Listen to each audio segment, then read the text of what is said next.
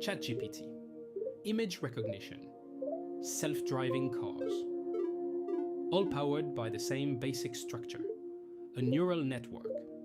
Most developers use AI tools daily without understanding what is actually happening inside. This changes that.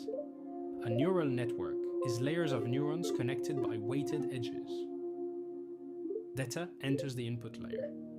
Each neuron multiplies its input by a weight, adds them together, and passes the result forward through an activation function. Watch the Cayenne signal travel left to right.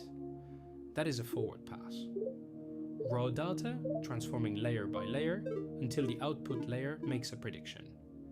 But the network starts with random weights.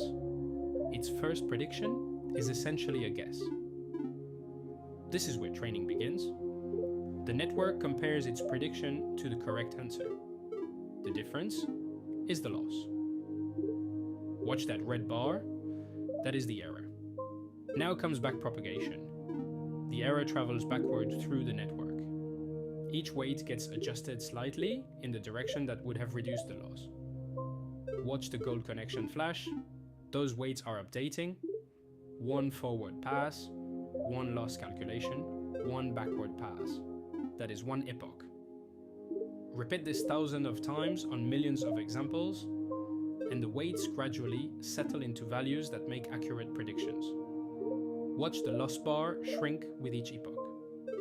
The network is not being programmed with rules. It is discovering patterns in data entirely on its own.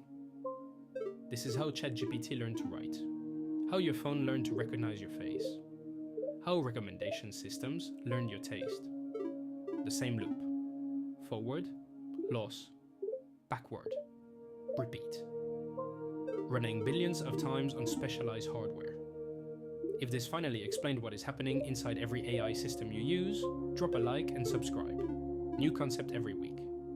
Share this with every developer still treating AI as a black box. After this video, it is not.